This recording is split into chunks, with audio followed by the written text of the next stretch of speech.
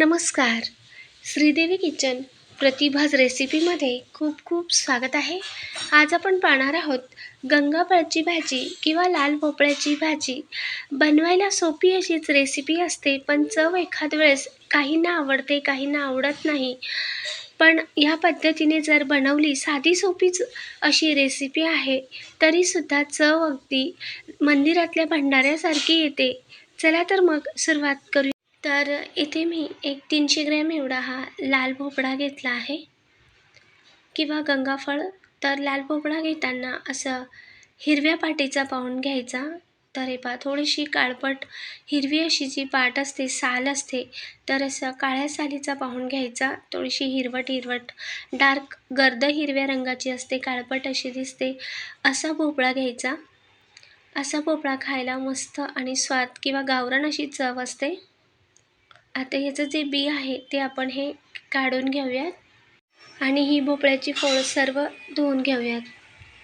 लहान भोपळा असेल अख्खा अर्धा ते 1 किलोचा, तर तेवढा अख्खा वरून भोपळा धुवून घेऊ शकता. पण इथे अशी 300 ग्रॅमची फोडी अशा केलेल्या होत्या भोपळ्याच्या, तर तीच मी मार्केटमधून आणली. तर वरून अशी सर्व धुवून घेतली आणि एका कॉटनच्या रुमालाने पुसून घेतली. आता भोपळा आपण चिरून घेऊयात. थोडासा कडक असतो चिरताना, पण शिजायला मात्र पटकन शिजतो. तर आता आधी सुरुवातीला आपण 2 फोडींमध्ये करून घेऊयात, म्हणजे नंतर लहान फोडी करायलाही सोपं होतं. तर देठाकडचा भाग असा काढून टाकला. तर थोड्या मोठ्या अशाच फोडी करून घेऊयात. जास्त बारीक न करता थोड्याशा हे पहा, एवढ्या अंतरावर अशा मी मोठ्या फोडी ठेवल्या आहेत. तर यातून थोडेसे अशा 2 तुकड्यांमध्ये करून घेते. जास्तच मोठा असेल तर असे 2 तुकड्यांमध्ये करून घेते. तर या पद्धतीने आपण भोपळा चिरून घेऊयात. अगदीच बारीक न करता थोड्याशा मोठ्या अशाच फोडी ठेवायच्या. मंदिरात जेव्हा भंडारा असतो, तर अशा मोठ्या फोडींमध्येच गंगाफळ किंवा देवडांगरच्या अशा फोडी असतात. काही ठिकाणी गंगाफळ म्हणतात, देवडांगर किंवा लाल भोपळा किंवा चक्रीसुद्धा म्हणतात, किंवा MP बिहारकडे काशीफळ किंवा सीताफळ असंही म्हणतात. तर एवढ्या अशा या फोडींमध्ये मी हे गंगाफळ किंवा लाल भोपळा चिरून घेतला. तर हिरव्या पाटीचा पाहूनच घ्यायचा, थोडासा पिवळसर असा तो नाही घ्यायचा. काळपट हिरवट जी साल असते तो पाहूनच भोपळा घ्यायचा. आता भोपळ्याच्या भाजीसाठीचे लागणारे साहित्य पाहूयात. तर इथे भंडाऱ्यासारख्या भाजी बनवण्यासाठीचे पंचफोडणी जी म्हणतात, तर ती मात्र नक्कीच घ्यावी लागते. तर ती कशी घ्यायची, तर एक सारखी न घेता मोहरीचं प्रमाण पाहूयात इथे. तर अर्धा चमचा एवढी मोहरी, त्याहून जास्त 1 चमचा एवढे जिरे, 1 ते 1.5 चमचा एवढे जिरे, आणि अगदी थोडीशीच बडीशोप, पाव चमचा एवढी किंवा काही दाणे एवढेच बडीशोपचे घ्यायचे. आणि तेवढेच मेथी दाणे घेऊयात, पाव चमचा एवढे किंवा थोडेसे असे मेथीचे दाणे. यासोबतच पाव चमचा एवढी कलौंजी घेऊयात किंवा पाव चमचा एवढे काळे तीळ, पाव चमचा हिंग, 1 चमचा एवढी धना पावडर, अर्धा ते 1 चमचा किचन किंग मसाला, किंवा किचन किंग मसाला नसेल तर अर्धा चमचा एवढा सब्जी मसाला, तोही नसेल तर पाव चमचा एवढा थोडासा गरम मसाला घेऊ शकता. आता एक कापलेली हिरवी मिरची, अर्धा चमचा एवढे किसून घेतलेले आले किंवा ठेचून घेतलेले ताजे आले किंवा आले पेस्ट, 1 चमचा एवढी लाल मिरची पावडर, पाव चमचा हळद, आणि 3 ते 4 काळी मिरची दाणे, 1 लाल अख्खी सुकी मिरची, कढीपत्त्याची डहाळी, आणि अर्धी मूठ ते 1 मूठ एवढी कोथिंबीर घेऊयात. आता लाल भोपळ्याची भाजी भंडाऱ्यासारखी बनवण्यासाठी यात थोडासा गुळही घालतात. तर चवीनुसार मीठ घातलं आणि अगदी थोडासा अर्धा चमचा एवढा चिरलेला गूळ. तर इथे आपण जे पावडर मसाले आहेत ते सर्व बाजूला काढून घेतले आणि एक वाटी घेतली. या वाटीमध्ये आता आपण सर्व पावडर मसाले घालूयात. तर आपण अर्धा ते 1 चमचा एवढी लाल मिरची पावडर घेतली होती. आपण कापलेली हिरवी मिरची घेतली आहे, म्हणून मिरचीचं प्रमाण थोडं कमी ठेवलं. तुमच्या आवश्यकतेनुसार लाल तिखटाचं प्रमाण वाढवू शकता. भोपळा थोडा गोड असतो, म्हणून थोडंसं तिखटच बनवायचं. आता हळद, लाल तिखट, किचन किंग मसाला, धना पावडर एका वाटीत काढून घेतलं. यातच थोडंसं पाणी घातलं आणि याची अशी पेस्ट करून घेऊयात. तर सर्व हे मसाले पाण्यात मिक्स करून घेतले. हे पहा, या पद्धतीने असे हे मसाले सर्व मिक्स झाल्यावर आता यात घालूया 1 चमचा एवढा ताजा ठेचलेला लसूण. भंडाऱ्याच्या भाजीमध्ये लसूण नाही घालत, म्हणून मी दाखवताना ठेचलेला लसूण नाही दाखवला. पण लसूण घालूनही मस्त अशी भाजी होते, म्हणून मी घेतला आहे. तुम्ही अगदीच भंडाऱ्यासारखी बनवत असाल, नाही घेतला तरीही चालेल, काही हरकत नाही. पण घरी बनवते म्हणून चव खूप छान येते.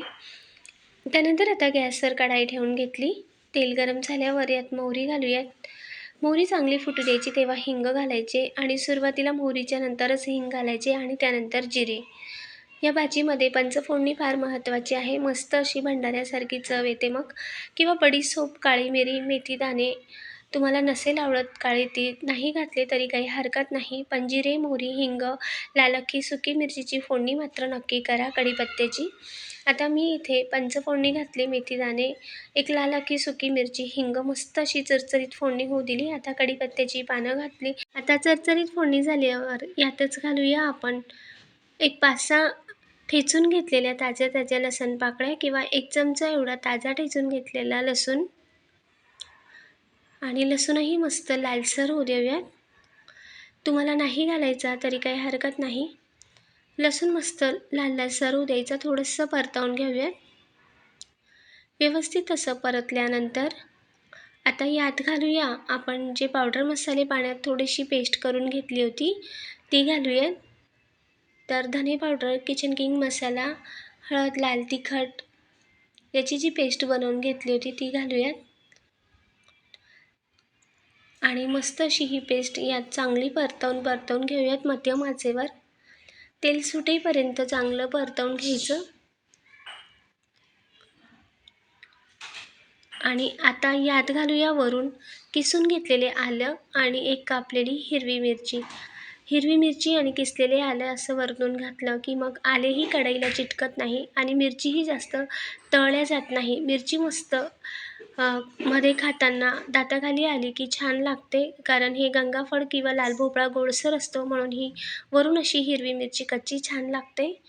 तरीही मिरची मस्त यात शिजूनच जाते. आता ज्या वाटीत आपण मसाल्यांची पेस्ट करून घेतली होती त्याच वाटीत थोडंसं पाणी घालून यात मिक्स केलं आणि मस्त एकदा ढवळून घेऊयात. मिक्स करून घेतली आणि मोठ्या आचेवर चांगले हे मसाले शिजवून घेऊयात तवंग येईपर्यंत. आता वरून चवीनुसार आता मीठ घातलं, एकदा ढवळून घेऊयात. मीठ घातल्यावर एकदा मिक्स करून घेतले आणि व्यवस्थित असं मिक्स केल्यानंतर आता यात घालूया भोपळ्याच्या फोडी किंवा चिरलेला लाल भोपळा. आणि आता मोठ्या आचेवर एकसारखं हे मिक्स करूयात. चांगलं या मसाल्यांमध्ये परतवून घेऊयात.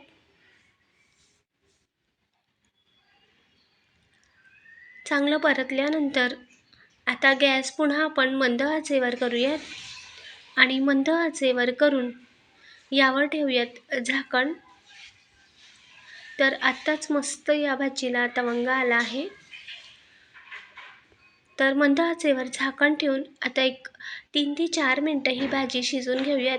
कापताना जरी कडक वाटत असला पण लवकर अशी ही भाजी शिजते. तर हे पहा, मस्त अशी मध्ये मी एकदा चेक करून घेतलं होतं. मस्त असं याला छानपैकी तवंग आणि तेल आले आहे. एकदा तळापासून हलवून घेऊयात.